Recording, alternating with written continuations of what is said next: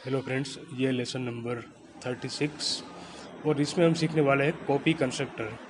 Okay, तो देखो copy constructor यानी copy the value of one object to another object.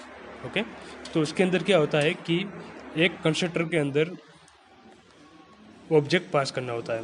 Okay, तो passing object as a constructor वो भी सही है और कॉपी कंस्ट्रक्टर नाम दो उसे वो भी सही है। ओके, तो देखो मैं एक क्लास इधर बनाता हूँ, class demo.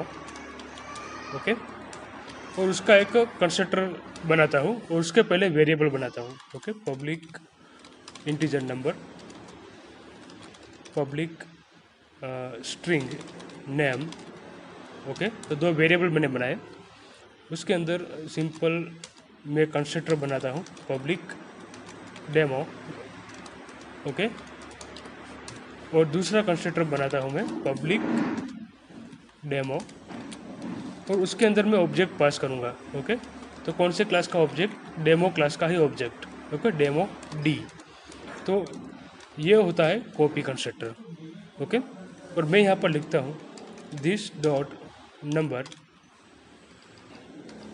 Equal to D dot number, this dot name equal to लिखता हूँ मैं डी डॉट नेम। ओके, तो क्या होगा कि कोई भी आप ऑब्जेक्ट बनाओगे डेमो क्लास का ऑब्जेक्ट, और वो ऑब्जेक्ट के लिए नंबर और नेम की वैल्यू असाइन करोगे इधर। ओके, और वो ऑब्जेक्ट यहाँ पर पास होगा फिर दूसरे ऑब्जेक्ट में, और दूसरे ऑब्जेक्ट के लिए वैल्यू सेट होगी नंबर और नेम की। ओके, तो देखिए मैं यहाँ पर वर्ड मेन के अंदर डेमो क्लास का ऑब्जेक्ट बनाता हूँ पहले, demo D1 equal to new demo.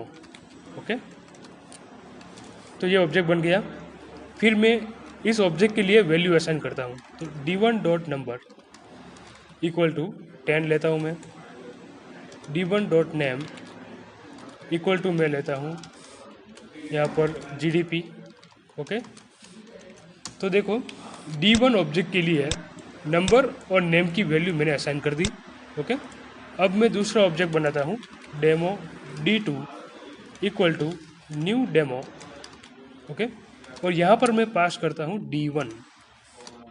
Okay, तो यहाँ पर मैंने क्या किया कि जब भी ये ऑब्जेक्ट बनेगा D2 ऑब्जेक्ट, ओके, तो उसके अंदर ये D1 ऑब्जेक्ट पास होगा।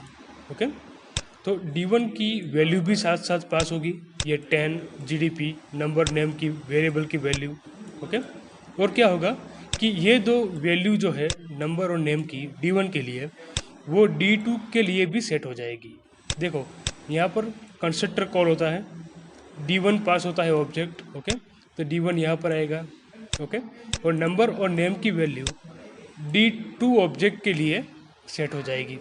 ओके, तो यहाँ पर देखो मैं कंसोल डॉट राइट लाइन लिखता हूँ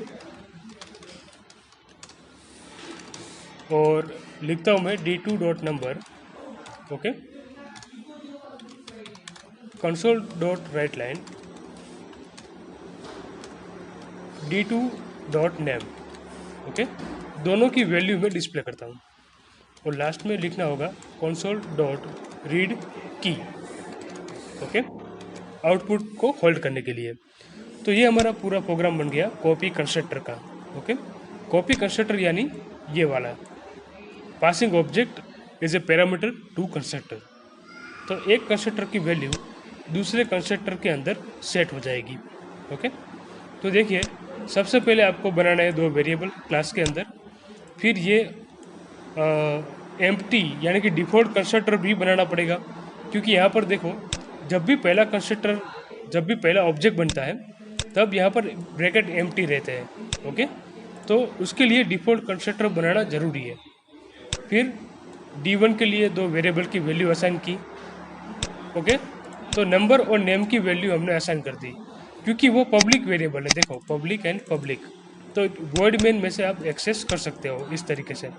ओके, फिर डेमो का ऑब्जेक्ट बनाया D2, उसके अंदर पास किया D1। तो D1 की जो वैल्यू है वेरिएबल की वो D2 के अंदर भी असाइन हो जाएगी। तो यहाँ पर लिखा है this dot number and this dot name. तो इसका मतलब क्या है कि जिस ऑब्जेक्ट से ये कंस्ट्रक्टर कॉल हुआ है वो ऑब्जेक्ट को रिप्रेजेंट करेगा दिस। तो देखो यहाँ पर डेमो D2 लिखा है, ओके। तो डेमो D2, तो D2 ऑब्जेक्ट से ये कंस्ट्रक्टर कॉल हुआ है, इसलिए दिस कौन किसको रिप्रेजेंट करेगा, D2 को रिप्रेजेंट करेगा, ओके। और यहाँ पर पास क्या किया हमने D1, तो ये जो D है वो D1 को रिप्रेजेंट करेगा, ओके। तो यहाँ पर लाइन ऐसे आएगी D2 dot number equal to D1 dot number, D2 dot name equal to D1 dot name. तो इस तरीके से कॉपी कंस्ट्रक्टर कॉल होता है और वैल्यू जो है वो ट्रांसफ़र होगी दूसरे ऑब्जेक्ट के अंदर, ओके। इस तरीके से एक ऑब्जेक्ट में से दूसरा ऑब्जेक्ट कॉपी होगा, इसलिए इसको बोलते हैं कॉपी कंस्ट्रक्टर, ओके। और बाद में हमने चेक किया कि वैल्यू आती है कि नहीं आती है, तो उसके लिए हमने कंसोल डॉट राइट लाइन लिखा, ओके।